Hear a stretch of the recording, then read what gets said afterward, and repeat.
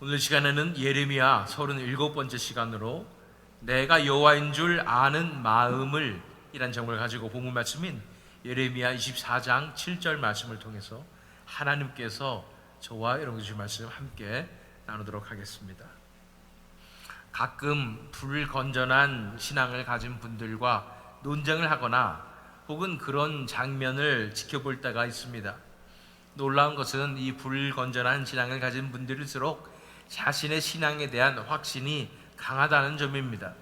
그래서 끝까지 자기 주장을 굽히지 않고 심지어는 천국에 가면 누가 옳았는지 알게 되지 않겠느냐라고 결론을 내리는 경우도 많습니다.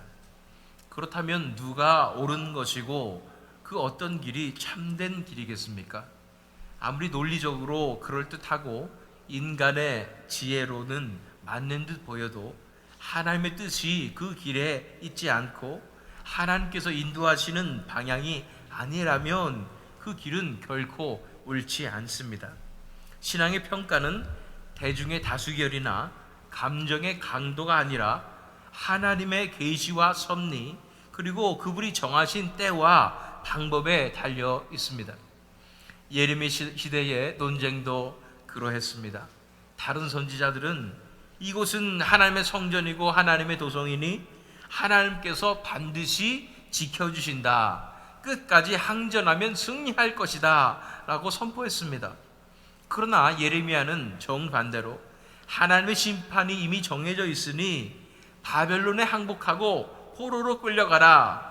그래야 산다고 외쳤습니다.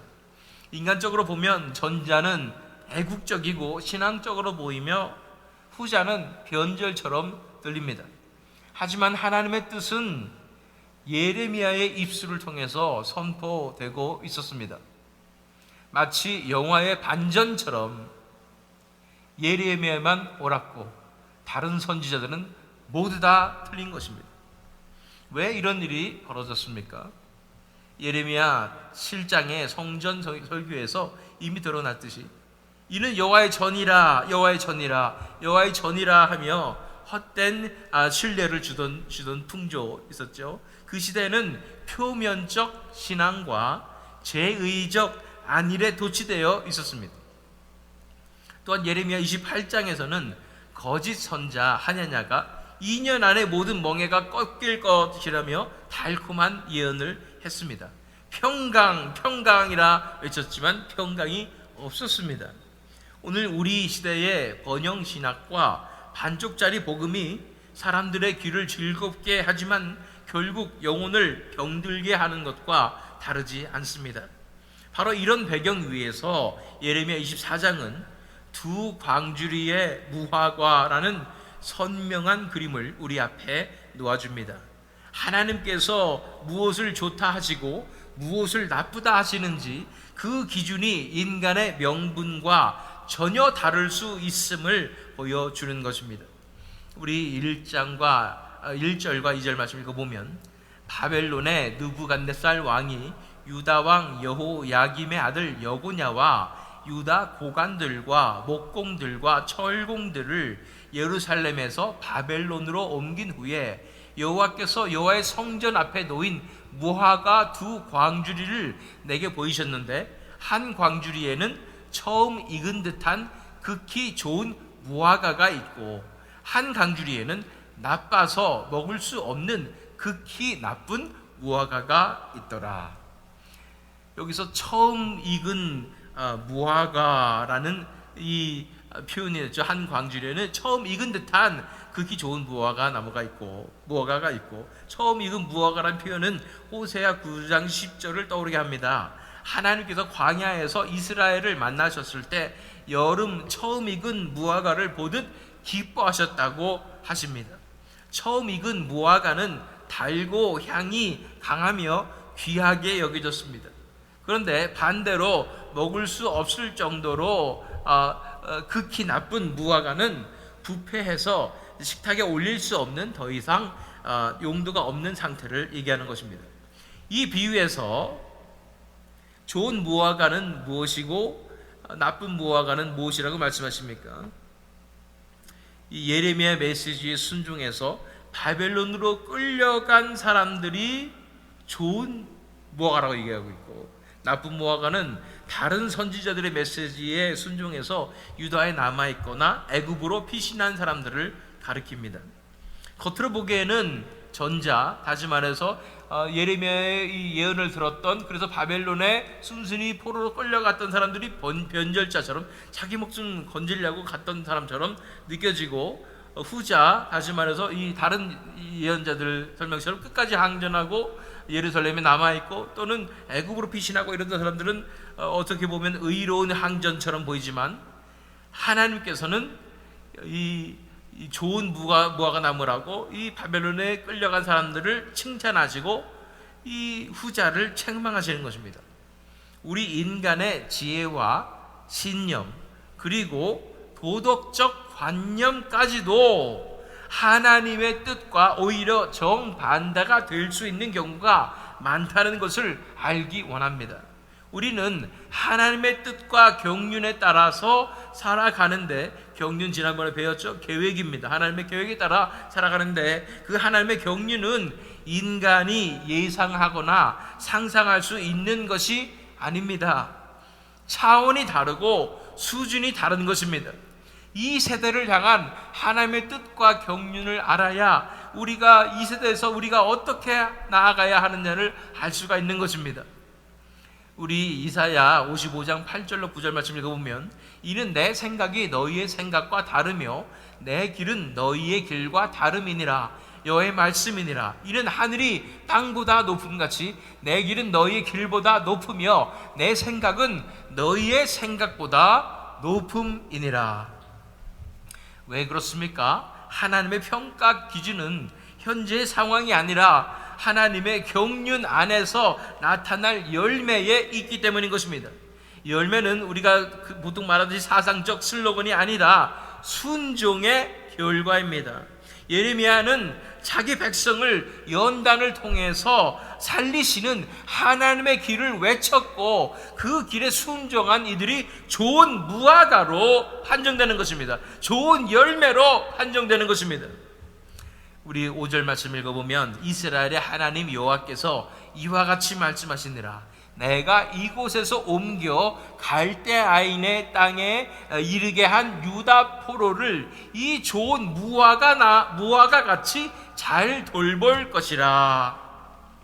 반면에 8절에 보면 여호와께서 이와 같이 말씀하시니라. 내가 유다의 왕 시드기야와 그 고관들과 예루살렘의 남은 자로서 이 땅에 남아있는 자와 애굽 땅에 사는 자들을 나빠서 먹을 수 없는 이 나쁜 무화과 같이 버리되 라고 말씀하시는 것입니다.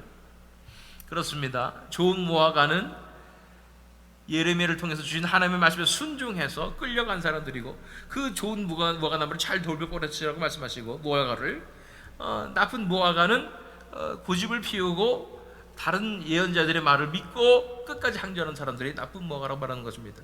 역사적으로 이것은 분명합니다. 유다는 세 차례 침공을 당했고, 기원전 605년, 597년, 586년에 침공을 당했습니다. 여호야긴 포로 이후 시드기야 시대에 완전히 멸망을 맞았습니다. 하나님께서 정하신 징계의 때를 겸손히 받아들인 자들은 포로지에서 보호와 연단을 경험했고, 교만과 자기 명분으로 버틴 자들은 결국 칼과 기근과 전염병을 피하지 못했습니다. 겉모습의 영웅담이 아니라 하나님의 말씀에 대한 순종이 열매를 결정한 것입니다. 왜 항복한 자들이 좋은 무화과이고 항전한 자들이 나쁜 무화과입니까? 바로 십자가 때문입니다. 하나님께서 유다를 멸망시키려는 것이 목적이 아니었습니다. 바벨론 포로라는 연단과 근본적 회개를 통해서 그들을 돌이키려 하신 것입니다. 우리가 예레미야 29장으로 가서 10절과 11절 말씀 읽어보면, 여호와께서 이와 같이 말씀하시니라. 바벨론에서 70년이 차면 내가 너희를 돌보고 나의 선한 말을 너희에게 성취하여 너희를 이곳으로 돌아오게 하리라. 여호와의 말씀이니라. 너희를 향한 나의 생각을 내가 아나니 평안이요 재앙이 아니니라. 너희에게 미래와 희망을 주는 것이니라. 그래서 바벨론에 끌려간 사람들은 이 십자가를 받아들이며 자신을 하나님께서 이끄시는 자신의 터전을 떠나 광야 훈련장으로 순종함으로 떠나는 사람들이기에 반드시 좋은 열매를 맺어 좋은 무화과가 되는 것입니다. 이런 측면에서 봤을 때 바벨론에 예루살렘에 남아있거나 애굽 땅으로 피신하는 사람들은 결국은 나라를 위한 충정이나 하나님의 성전에 대한 믿음을 명분으로 내세우지만 십자가가 무서워, 그 연단이 무서워 피하는 사람들인 것입니다. 이들은 결국 십자가를 피하기 때문에 십자가의 연단 대신에 그들에게 심판이 임하신다고 말씀하시는 것입니다. 십자가는 어떤 면에서 볼 때 우리에게 주시는 기회입니다. 십자가를 통해서 우리가 하나님 앞에 회개하며 바로 서며 죽음의 과정을 통해서 새 생명을 얻게 되는 하나님의 놀라운 은혜인 것입니다. 그러나 십자가를 거부한 사람들에게는 이제 기회조차 주어지지 않는 것입니다.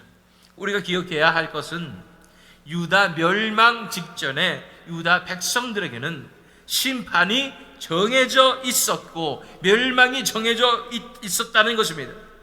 계속해서 토요일마다 우리가 살펴보았듯이 이 마지막 세대의 우리의 모습이 마치 심판이 정해져 있는 유다 백성들 멸망 직전의 모습과 비슷하다는 것입니다.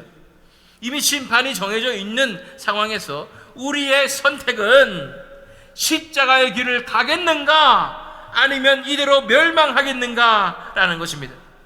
지난번에 살펴보았듯이 맞을래 죽을래의 선택인 것입니다. 안타깝게도 수많은 현대 교인들이 십자가를 피하는 선택을 할 것 같다는 생각이 듭니다. 저부터도 십자가가 다가오면 움츠러들고 무서워하고 도망가고 피하려는 마음이 드는 것입니다. 하나님께서 주시는 십자가를 거부하고 이 땅에서의 살 길을 구하며 애굽의 도움을 청하는 것을 선택하게 되는 경우가 너무나 많게 되는 것입니다. 이렇게 십자가를 선택한 삶과 피한 삶의 결과는 어떻다고 말씀하십니까? 먼저 피한 삶의 결과를 살펴보도록 하겠습니다. 9절로 10절 말씀 읽어보면 세상 모든 나라 가운데 흩어서 그들에게 환난을 당하게 할 것이며 또 그들에게 내가 쫓아보낼 모든 곳에서 부끄러움을 당하게 하며 말거리가 되게 하며 조롱과 저주를 받게 할 것이며 내가 칼과 기근과 전염병을 그들 가운데 보내 그들이 내가 그들과 그들의 조상들에게 준 땅에서 멸절하기까지 이르게 하리라 하시니라.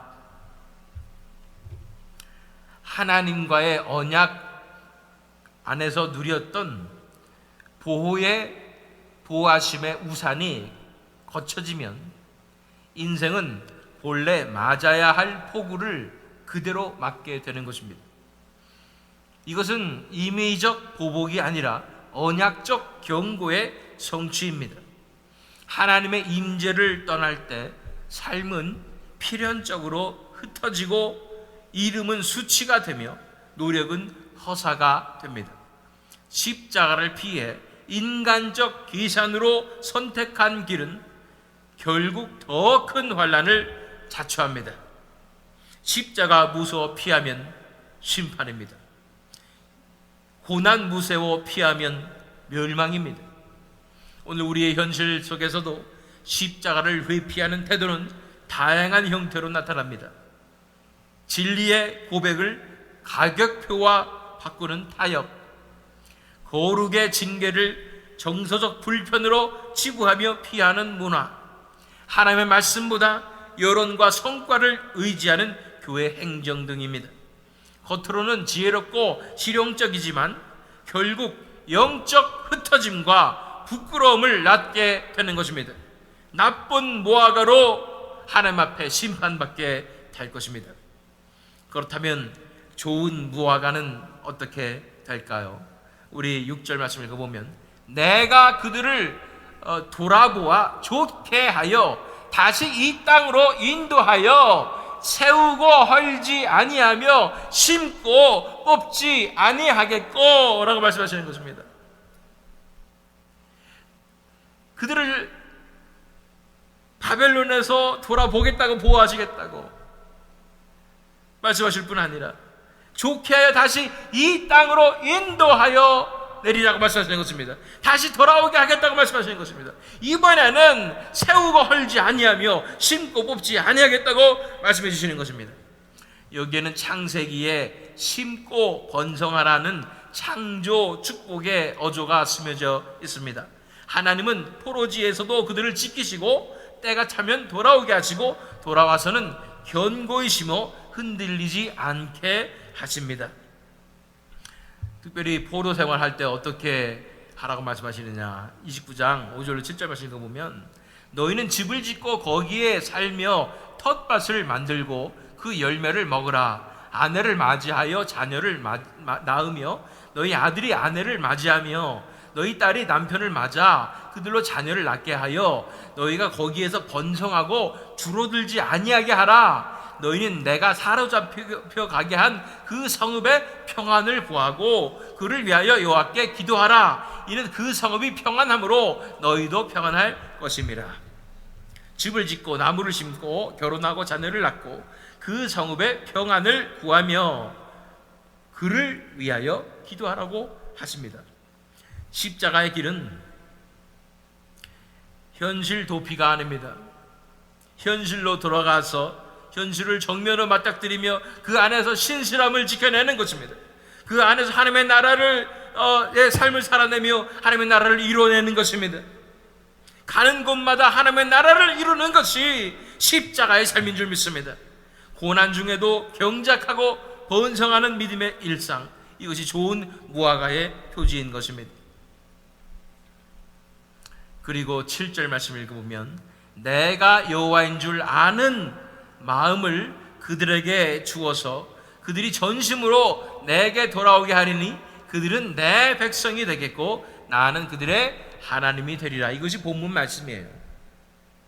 내가 여호와인 줄 아는 마음을 그들에게 주어서 그들이 전심으로 내게 돌아오게 하리니, 여기서 이 여호와인 줄 아는 마음이라는 것은 원어 성경을 봤을 때 단순한 감정이 아니라 지성과 의지와 감정의 중심인 것입니다.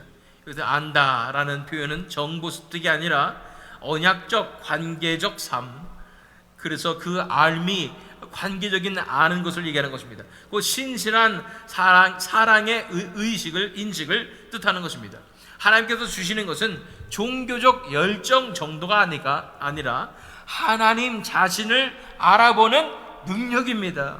이 은혜가 임하면 억지와 의무의 회개가 아니라 전심으로 돌아오는 역사가 일어나는 것입니다.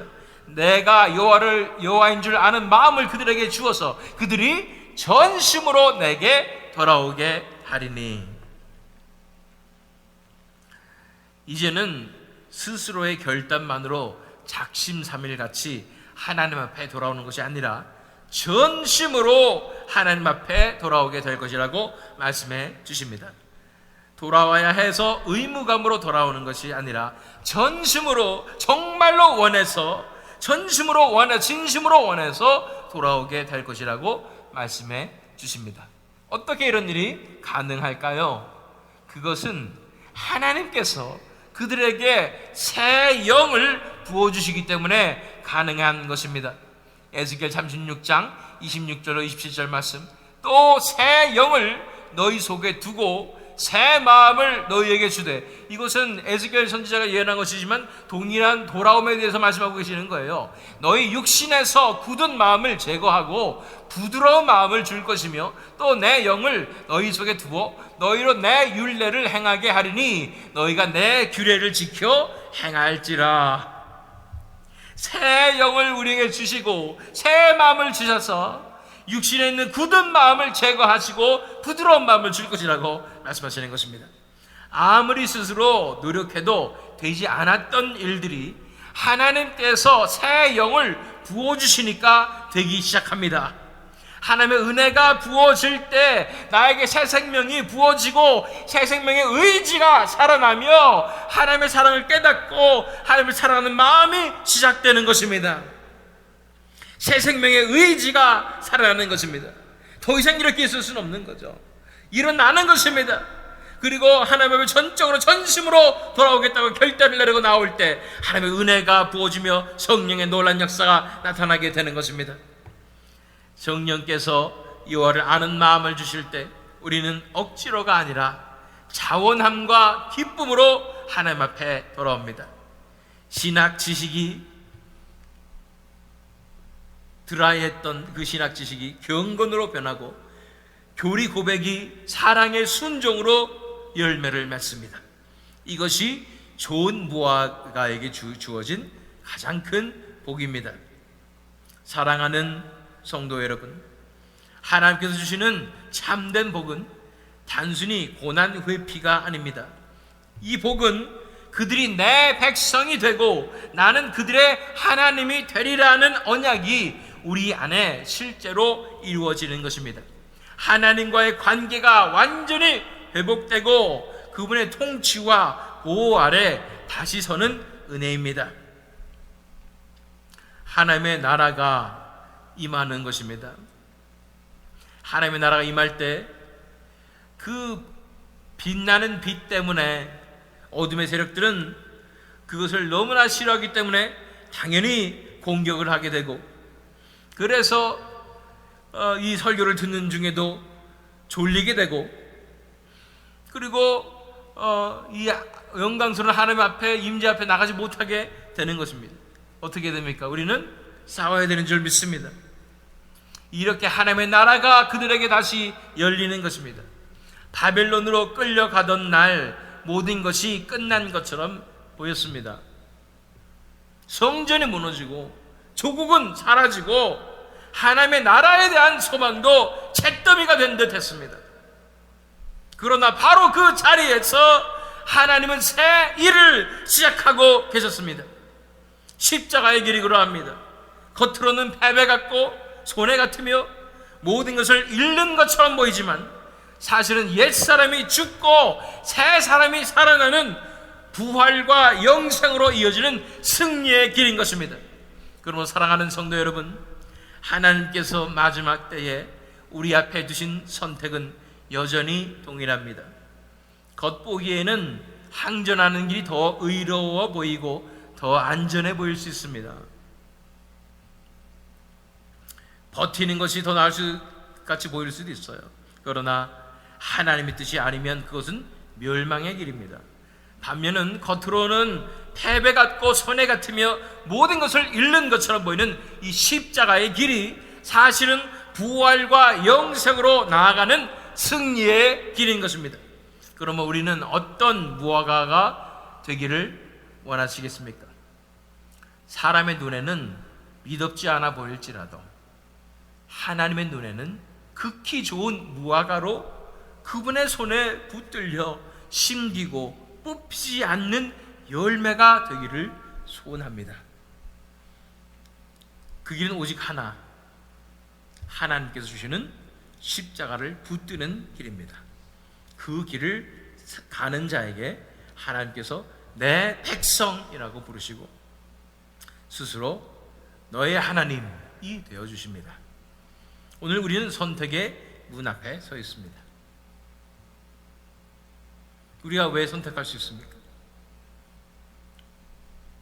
하나님의 놀라운 은혜로 말미암아 우리 안에 새 생명이 회복되고 우리 영이 살아나고 죽었던 우리 자유의지가 회복되었기 때문에 우리의 선택은 너무나 중요한 것입니다. 십자가를 통과해 하나님을 더 깊이 아는 길로 들어가시기를 바랍니다. 그 길에서 하나님께서 친히 우리를 세우시고 헐지 아니하시며 심으시고 뽑지 아니하실 것입니다. 진정한 하나님의 나라가 우리 삶 가운데 이루어지며 더 이상 흔들리지 않는 진정한 믿음으로 우리가 나가게 될 줄로 믿습니다. 그 길은 가능합니다. 전에는 흔들렸지 모르지만 지금은 새 영을 부어주시고 결코 흔들리지 않는 믿음으로 우리에게 인쳐주실 줄 믿습니다. 더 이상 방황하지 아니하고 더 이상 흔들리지 아니하고 예수님만을 사랑하며 그분만을 위해서 영원토록 살아갈 수 있는, 영광 돌릴 수 있는 이 길로 반드시 이끌어 주실 줄 믿습니다. 그 아름다운 하나님 나라를 꿈꾸십시오. 그 하나님의 역사를, 은혜를 꿈꾸십시오. 그 은혜와 영광을 사모하며 오늘도 그 십자가의 길을 끝까지 걸어가시는 저와 여러분 되시기를, 또한 이 새믿음 장로교회 되기를 예수 그리스도의 이름으로 축원합니다.